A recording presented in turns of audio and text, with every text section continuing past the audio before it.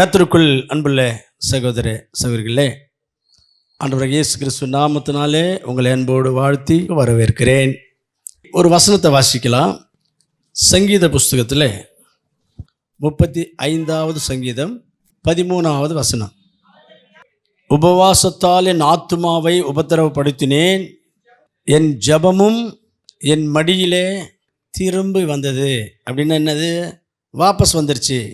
நான் ஜெபம் பண்ணால் கூட என் ஜெபம் உங்ககிட்ட வரல ஆண்டவரே, அது வாபஸ் வந்துருச்சே என்று ஒரு பக்தன் இந்த இடத்துல சொல்லுகிறதை நாம் இங்கே படிக்கிறோம். இதிலிருந்து நாம் கற்றுக்கொள்ள வேண்டிய முக்கியமான ஒரு விஷயம் என்னென்னா, நாம் செய்கிற எல்லா ஜெபமும் கடவுள்கிட்ட போயிடாது. சில ஜெபங்கள் ஆண்டவரிடத்தில் ரீச் ஆகிறது இல்லை என்ற ஒரு விஷயத்தை இந்த வசனத்தில் நம்ம புரிஞ்சுக்கிறோம். அப்படியானால் நாம் எப்படி ஜெபம் பண்ணால் ஆண்டவர் நம்முடைய ஜெபத்தை ஏற்றுக்கொள்ளுவார் அல்லது கேட்பார் என்பதை புரிஞ்சுக்கிட்டு ஜெபம் பண்ணால் அப்பொழுது நம்முடைய ஜெபங்கள் வீண் போகாது, நம்முடைய ஜெபங்களுக்கு பதில் வரும். நம்ம கேட்ட நன்மைகளை ஆண்டுடைய கரத்திலிருந்து பெற்றுக்கொள்ள முடியும். நம்முடைய ஆண்டவரை குறித்து வேதம் சொல்லுகிறது, அவர் நமக்காக உயிரையே கொடுத்தவர், எதை கேட்டாலும் கொடுப்பார். ஆனால் அதே நேரத்தில் அவரிடத்தில் கேட்க வேண்டிய ஜெபிக்க வேண்டிய முறை ஒன்று இருக்குது. அந்த முறையின்படி ஜெபம் பண்ணால் தான் அது நடக்கும். இப்போது அதை தான் உங்களுக்கு நான் சொல்லிக் கொடுக்க போகிறேன். நீங்கள் நல்லா கவனித்து கேட்கணும், எழுதிக்கிறவங்க எழுதிக்கணும். ஜெபிக்க வேண்டிய முறையில் நீங்கள் ஜெபம் பண்ணால் தான் உங்களுக்கு பதில் வரும் என்பதை புரிஞ்சுக்கிட்டு இன்றைக்கி ஜெபம் பண்ணணும். நீங்கள் முதலாவது, நாம் பாவம் இல்லாதவர்களாய் ஜெபம் பண்ண வேண்டும் அல்லது பாவ மன்னிப்பு பெற்றவர்களாக ஜெபம் பண்ண வேண்டும். சங்கீத புஸ்தகத்தில் 66வது சங்கீதம் 18வது வசனம். என் இருதயத்தில் அக்கிரம சிந்தை கொண்டிருப்பேனானால் ஆண்டவர் எனக்கு செவி கொடுக்க மாட்டார். நம்முடைய இருதயத்தில் பாவம் இருக்கும் என்றால் ஆண்டவர் நம்முடைய ஜெபங்களுக்கு செவி கொடுக்க மாட்டார். மார்க் 7ஆம் அதிகாரம் 21ஆம் வசனத்தில் படித்தா நம்ம இருதயம் 13 விதமான பாவங்களுக்கு பிறப்பிடமாக இருக்கிறது என்று வாசிக்கிறோம். 13 விதமான பாவங்கள் இந்த இருதயத்திலிருந்து தான் பிறக்குதான். இந்த இருதயத்தில் அல்லது நம்முடைய வாழ்க்கையில் பாவம் இருந்தால் ஆண்டவர் நம்முடைய ஜெபங்களை கேட்க மாட்டார். நம்முடைய ஜெபங்கள் ஆண்டவருடைய சமூகத்துக்கு போய் சேராது. ஏசாயா 59ஆம் அதிகாரம் 2ஆம் வசனத்தில் வாசிப்பீர்கள் என்றால், உங்களுடைய பாவங்கள் ஆண்டவரிடத்தில் உங்களுடைய ஜெபங்கள் போய் எட்டாதபடிக்கு தடையாய் வந்து நிற்கிது அப்படின்னு ஒரு வசனம். உங்கள் அக்கிரமங்களே உங்களுக்கு உங்கள் தேவனுக்கு நடுவாக பிரிவினை உண்டாக்குகிறது. உங்கள் பாவங்களே அவர் உங்களுக்கு செவி கொடுக்காதபடிக்கு அவருடைய முகத்தை உங்களுக்கு மறைக்கிறது.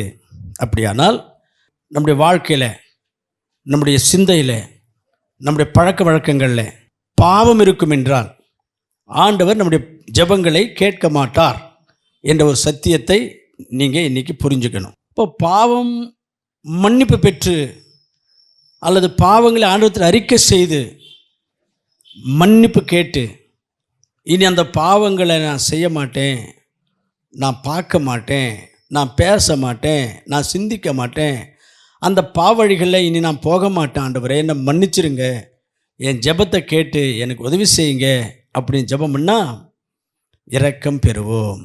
நம்முடைய பாவங்களுக்கு ஆண்டவர் பதில் தருவார் என்று வேதம் சொல்லுகிறது. நீதிமொழிகளில் அந்த வார்த்தை இருக்கிறது, வாசிக்க கேட்போம்.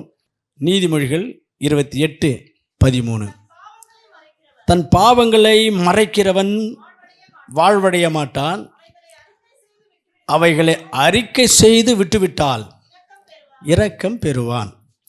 அப்போது நம்முடைய பாவங்களை ஆண்டவத்தில் அறிக்கை செய்து மன்னிப்பு கேட்டு, இனி இந்த பாவமான காரியங்களுக்கு நான் போக மாட்டேன், என்னை மன்னிச்சிருங்கப்பா, எனக்கு இந்த ஆபத்தில் உதவி செய்யுங்க, எனக்கு இந்த வியாதியை சுகமாக்குங்க, எனக்கு இந்த பிரச்சனை தீர்த்து வைங்க, எனக்கு இந்த சாத்தானுடைய காரியத்திலிருந்து விடுதலை கொடுங்க என்று ஜெபம் பண்ணால் ஆண்டவர் நம்மேல் இறக்கப்பட்டு நம்ம கேட்கிற நன்மையை நமக்கு செய்வார்.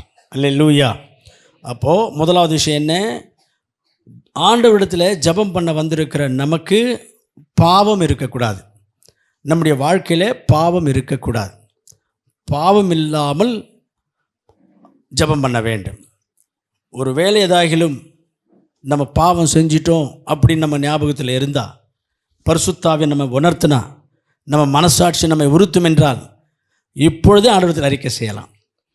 இந்த மாதிரி நான் செஞ்சது உண்மை தான், என்னை மன்னிச்சிருங்கப்பா, இனிமேல் அதை செய்ய மாட்டேன் என்று ஜெபம் பண்ணினால், நீதிமொழிகள் 28:13 வாசித்தோமே, தன் பாவங்களை அறிக்கை செய்து விட்டு விடுகிறவனோ ஆண்டவருடைய இரக்கத்தை பெற்றுக்கொள்ளுவான்னு அது நமக்கு நிறைவேறும்.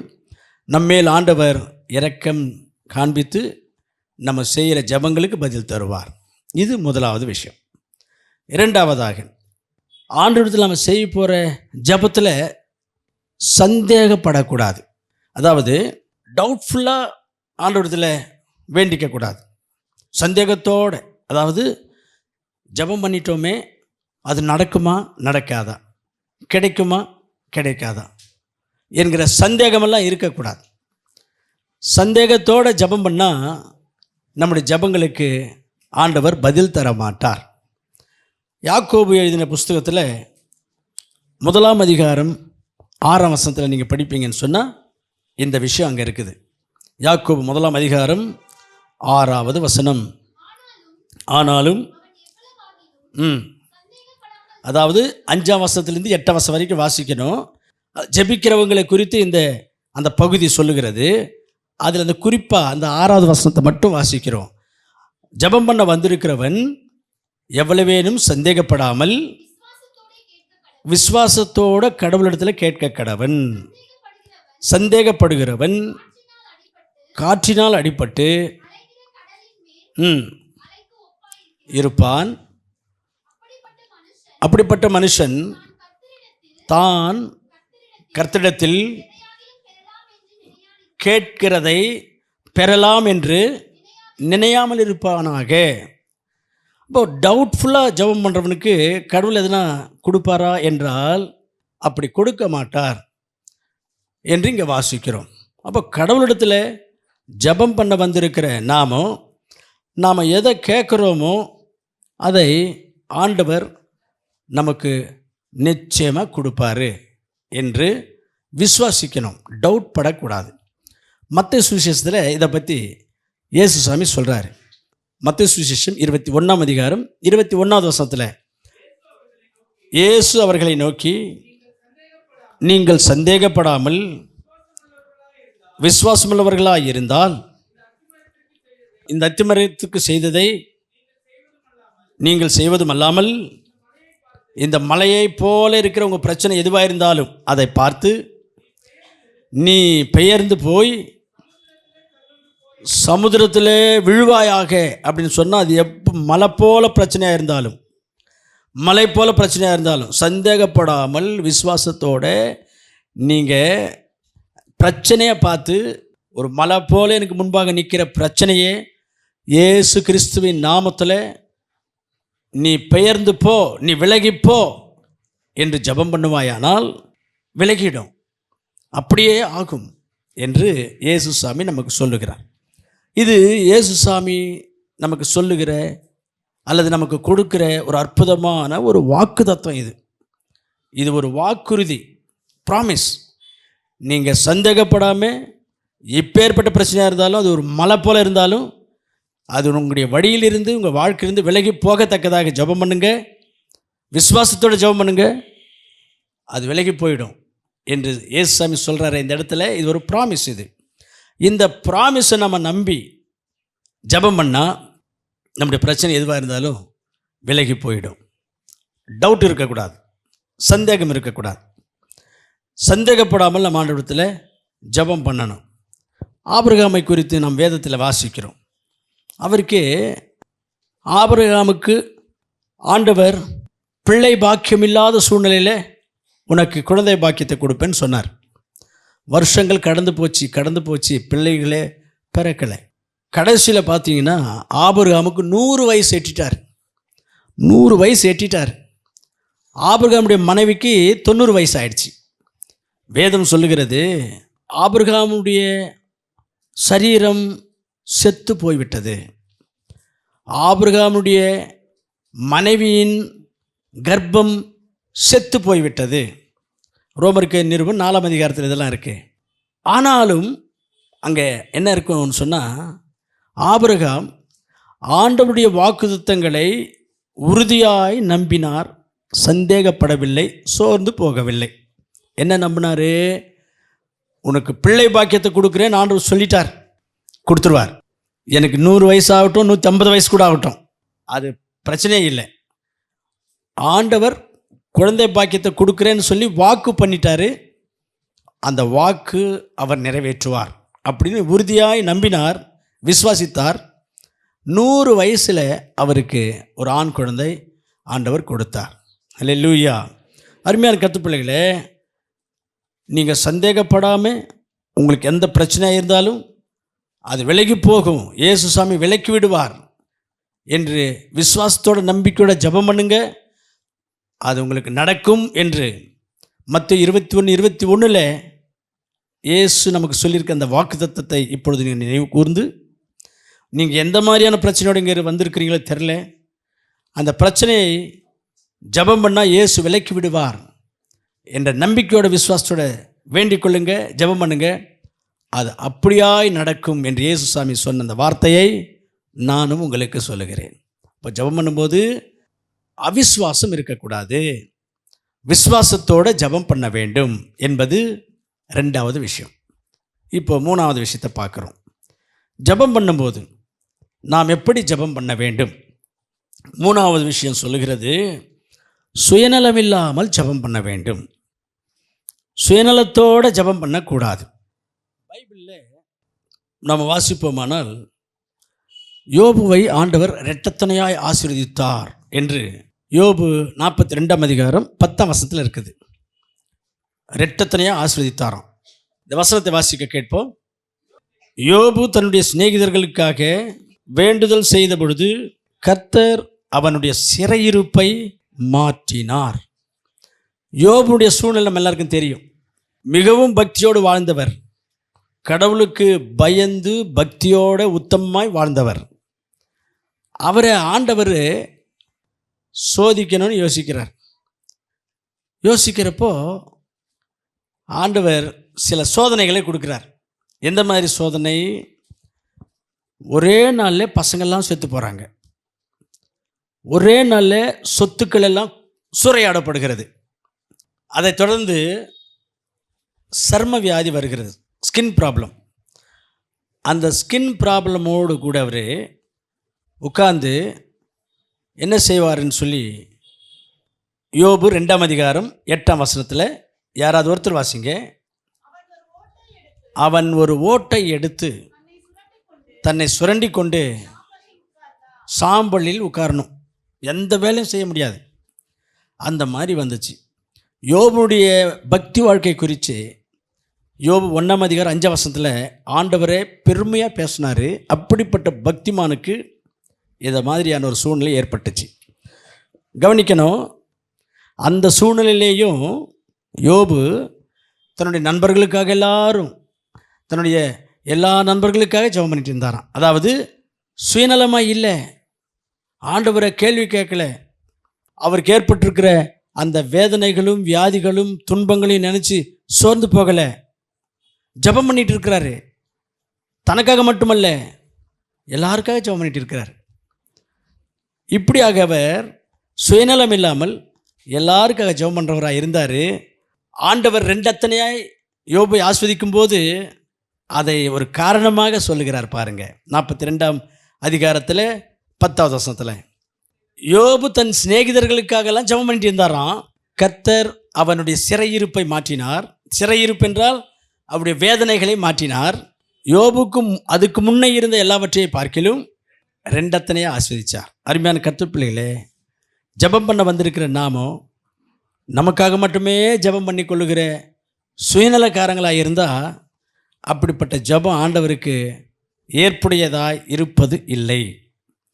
நமக்கு சூழ்நிலை எப்படி இருந்தாலும், நம்முடைய பிரச்சனைகள் என்னவாக இருந்தாலும், நமக்கு எந்த மாதிரியான கஷ்டங்கள், வேதனைகள், பிரச்சனைகள், பாடுகள் இருந்தாலும் நமக்காக ஜெபம் பண்ணும்போது, இன்னும் நமக்கு தெரிஞ்சவங்க யாரெல்லாம் கஷ்டத்தில் இருக்கிறாங்களோ, சாத்தானுடைய பிடியில் இருக்கிறாங்களோ, பிரச்சனையில் இருக்கிறாங்களோ, அவங்களுக்காகவும் ஜெபம் பண்ணணும்.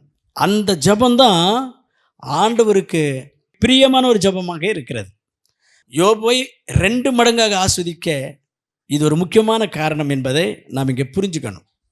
இன்னொரு உதாரணமும் உங்களுக்கு வேதத்திலிருந்து சொல்லணுன்னாக்கா, சாலமன் ராஜாவும் கூட ஜெபம் பண்ணுகிறார்.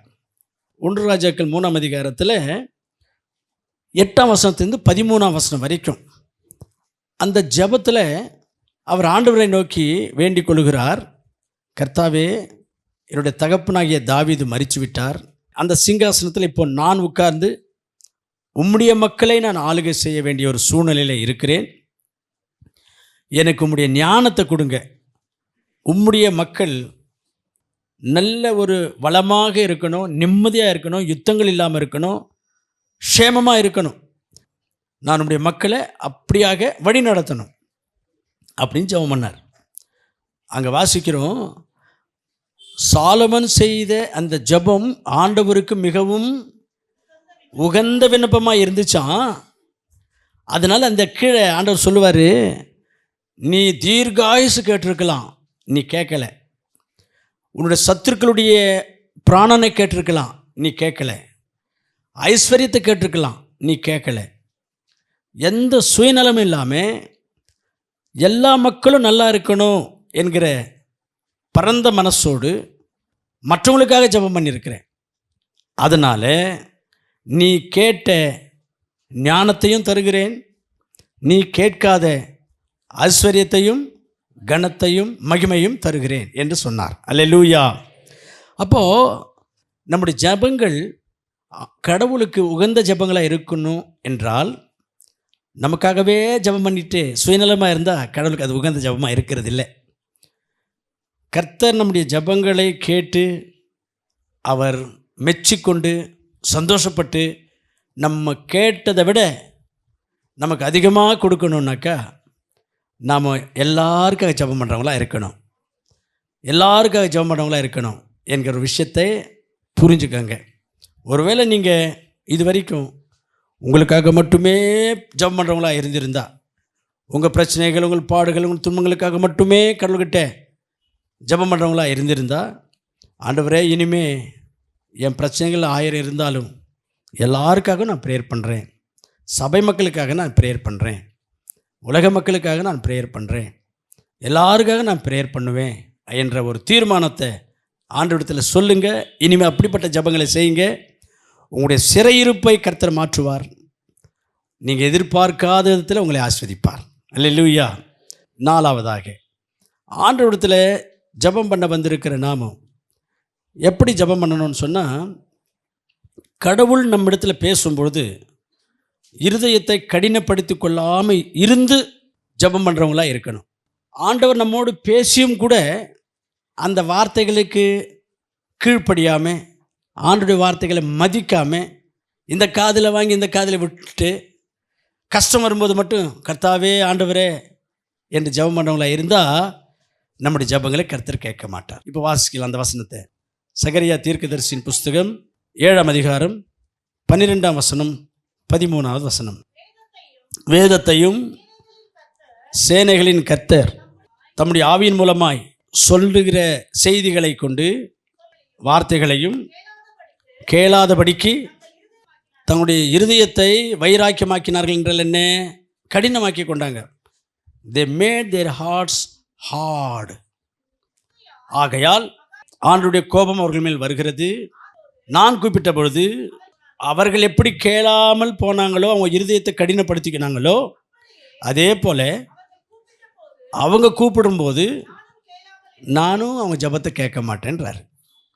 அப்போ ஆண்டவர் நம்மோடு பேசுகிறப்போ நம்ம மனசில் அந்த வசனம் குத்தும் பொழுது, பரிசுத்த ஆவியானவர் நம்முடைய குற்றங்களை உணர்த்தும் பொழுது அதை ஆண்டவரத்தில் அறிக்கை செய்து அதோட திருந்தாமல் அதே பாவத்தில் கண்டினியூஸாக நம்ம வாழ்ந்து கொண்டே இருந்து கஷ்டம் வரும்போது, பிரச்சனை வரும்போது, கடவுளே அப்படின்னாக்கா, நான் கூப்பிட்ட பொழுது நீங்கள் எப்படி கேட்கலையோ அதை போல் நீங்கள் கூப்பிடும்போது நானும் கேட்க மாட்டேன்ட்டார் ஆண்டவர். அதனால் அருமையான கர்த்தர் பிள்ளைகளே, கடவுளிடத்தில் ஜெபம் பண்ண வந்திருக்கிற நாமும் கடவுள் நம்மகிட்ட பேசுகிற அல்லது உணர்த்துகிற குறைகளை உணர்ந்து திருந்துகிறோமா? அதுக்காக வருந்தி மனஸ்தாபத்தோடு ஆண்டவர்கிட்ட அறிக்கை செய்து விட்டுறவங்களா இருக்கிறோமா? இல்லை அதே தப்பு, அதே பாவங்கள், அதே மீறுதல்களை தொடர்ந்து செஞ்சுக்கிட்டு இருக்கிறோமா? யோசித்து பாருங்கள். நீங்கள் அப்படியே இருந்தீங்கன்னு சொன்னால் உங்களுடைய ஜெபங்களை கர்த்தர் கேட்க மாட்டாராம். இந்த வசனத்தில் ஆண்டவர் அப்படியாக சொல்லுகிறார். அதனால ஒருவேளை இது வரைக்கும் நீங்கள் கடவுள் பேசியும் நீங்கள் திருந்தாமல் மனசுக்குள்ளே ஒரு மனஸ்தாபம் ஏற்பட்டு ஆண்டவர்கிட்ட மனம் திரும்பி மன்னிப்பு கேட்காம ஆண்டவருடைய வார்த்தைகளை, செய்திகளை, எச்சரிப்புகளை ஒரு காதில் வாங்கி ஒரு காதில் விட்டுட்டு அப்படியே தொடர்ந்து நீங்கள் வாழ்ந்து கொண்டு இருப்பீர்கள் என்றால் இன்றைக்கி மன்னிப்பு கேளுங்க, உங்கள் கஷ்டங்களை ஆண்டவர்கிட்ட சொல்லுங்கள். இனிமேல் நீர் என்னோடு பேசும்போது என் இருதயத்தை நான் கடினமாக்கிக்க மாட்டேன் அப்பா.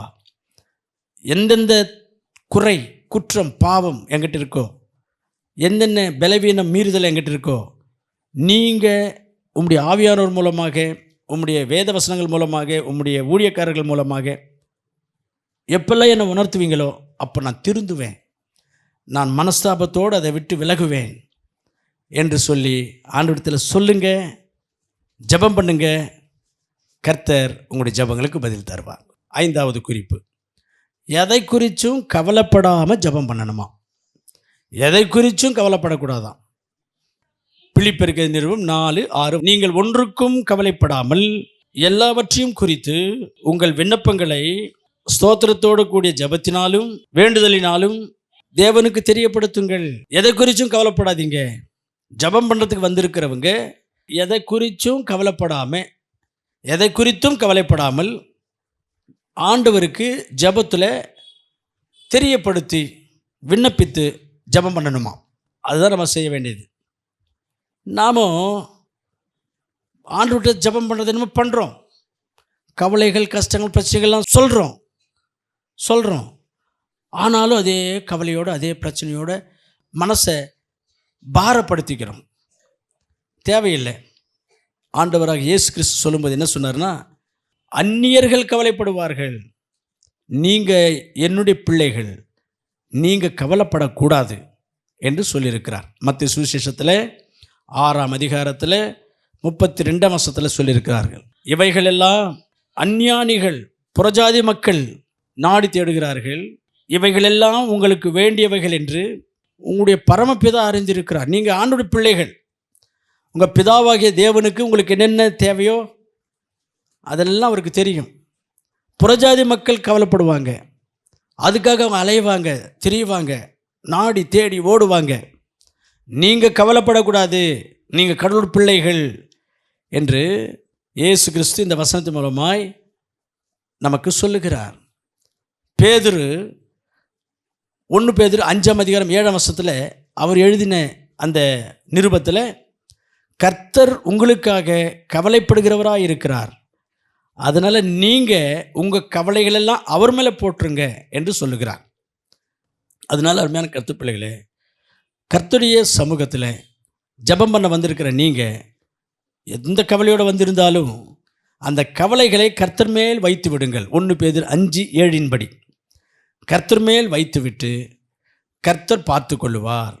நான் கடவுள் பிள்ளையாக இருக்கிறபடினாலே கடவுள் என்னுடைய கஷ்டங்கள்லாம் தீர்த்துருவார், எனக்காக என்ன செய்யணுமோ அதெல்லாம் ஆண்டவர் செய்திருவார், இனி நான் கவலைப்பட தேவையில்லை, ஆண்டவர்கிட்ட எல்லா கவலைகளையும் ஒப்படைச்சிட்டேன், கர்த்தர் பார்த்து கொள்ளுவார் என்று ஒரு தைரியத்தோடு, ஒரு விசுவாசத்தோடு, ஒரு உற்சாகத்தோடு கடந்து போக வேண்டும்.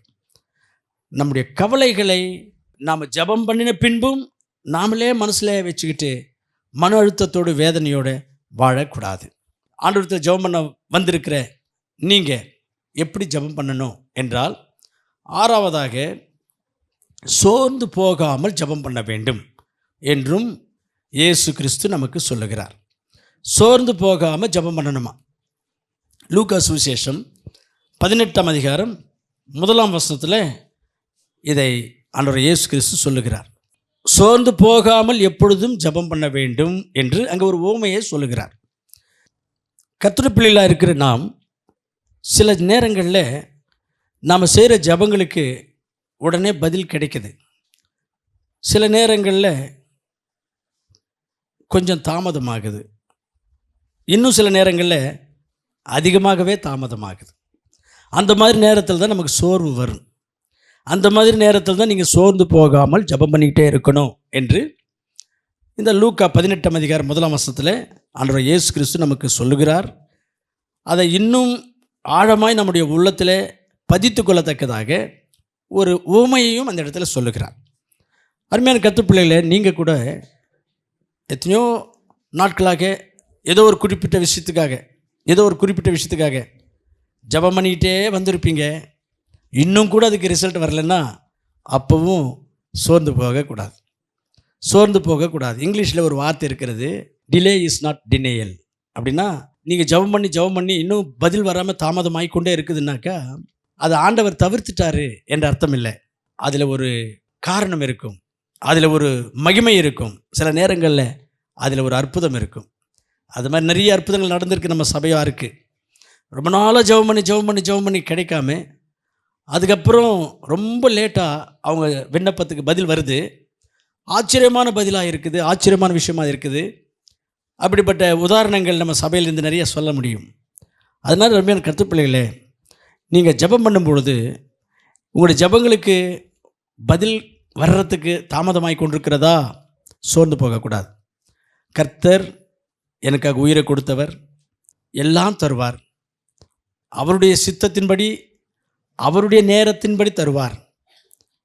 அவருடைய நேரத்தின்படி அவர் கொடுக்கட்டும், அது வரைக்கும் நான் சோர்ந்து போக மாட்டேன், நான் கர்த்தருக்காக காத்திருப்பேன் என்ற சிந்தையோடு கூட சோர்ந்து போகாமல் ஜெபம் பண்ணி கொண்டே இருப்போம் என்றால் நம்முடைய ஜெபங்கள் ஒன்றுமே வீண் போகாது. நிச்சயமாக அதனுடைய நேரத்தில், இன் டியூ டைம், எந்த நேரத்தில் அதை கொடுக்கணுமோ ஆண்டவருக்கு தெரியும், கொடுப்பார். அது அற்புதமாக இருக்கும், ஆச்சரியமாக இருக்கும், மகிமையான பதிலாக இருக்கும். 7ஆவதாக, ஆண்டவருடைய பாதப்படியில் ஜெபம் பண்ண வந்திருக்கிற நாம் நல்ல நோக்கத்தோடு ஜெபம் பண்ண வேண்டும். நம்முடைய நோக்கம் நல்ல நோக்கமாக இருக்கணும். கடவுள்கிட்ட ஒன்று கேட்குறோம்னாக்கா, ஒரு விஷயத்துக்காக வேண்டிக் கொள்ளுகிறோம் என்றால் அது ஒரு நல்ல நோக்கத்துக்காக அதை கேட்குறவங்களாக நாம் இருக்கணும். பைபிள் சொல்லுது, யாக்கோபு 4ஆம் அதிகாரம் 3வது வசனம், நீங்கள் விண்ணப்பம் பண்ணியும் உங்களுடைய இச்சைகளை நிறைவேற்றும்படி செலவழிக்க வேண்டும் என்று தகாத விதமாய் விண்ணப்பம் பண்ணுறீங்க, அதனால் நீங்கள் பெற்றுக்கொள்ளாமல் இருக்கிறீங்க. கடவுள்கிட்ட ஒரு விஷயத்துக்காக நம்ம ஜெபம் பண்ணுறோம் என்றால் அது ஒரு நல்ல நோக்கமாக இருக்கணும். அது நம்ம குடும்பத்துக்கு பிரயோஜனமுள்ளதாக இருக்கணும், நம்ம ஆவிக்குரிய வாழ்க்கைக்கு தேவையானதாக இருக்கணும், நம்ம சபைக்கு நல்லதாக இருக்கணும், சமுதாயத்துக்கு நல்லதாக இருக்கணும். நம்ம ஆசை இச்சைகளை நிறைவேற்றிக் கொள்வதற்காக ஒரு கெட்ட நோக்கத்தோடு கூட ஆண்டவரிடத்தில் எந்த காரியத்தை கேட்டாலும் அது நமக்கு ஆண்டவர் தரமாட்டார். அதனால் நீங்கள் பெற்றுக்கொள்ளவில்லை என்று இங்கே வாசிக்கிறோம். அதனால் அருமையான கர்த்தருடைய பிள்ளைகளே, ஆண்டவரிடத்தில் நம்ம எதை கேட்டாலும் ஆடம்பரமான வாழ்க்கைக்காக கேட்கக்கூடாது, ஆசை இச்சைகளை தீர்த்து கொள்வதற்காக கேட்கக்கூடாது, பெருமைக்காக கேட்கக்கூடாது. இப்படிப்பட்ட நோக்கங்களோடு ஜெபம் பண்ணினால் நம்ம ஜெபங்களுக்கு பதில் வராது. அதனால் ஆண்டவரிடத்தில் ஜெபம் பண்ண வந்திருக்கிற நாம் எப்படியெல்லாம் ஜெபம் பண்ணணும் என்று இன்றைக்கு கற்றுக்கொண்டோம். அதை நம்முடைய சிந்தனை வைத்துக்கொண்டு நாம் ஜெபம் பண்ணணும். நாம் செய்கிற ஜெபம் ஆண்டவருக்கு உகந்த ஜெபமாக இருக்கணும். நம்முடைய ஜெபத்தில் ஆண்டவர் பிரியப்படணும். நாம் நினைப்பதற்கும் கேட்பதற்கும் மேலான காரியங்களை செய்கிற தேவன் நமக்கு அப்படியாய் செய்யணும், கொடுக்கணும். அப்படிப்பட்ட ஒரு கருத்தோட ஆண்டவருக்கு உகந்த ஜெபங்களை ஏறெடுக்க ஆண்டவர் நமக்கு உதவி செய்வாராக. ஜெபம் செய்வோம். நான் ஒரு சின்ன ஜெபம் பண்ண பிறகு உங்களுக்கு ஒரு 15 நிமிஷம்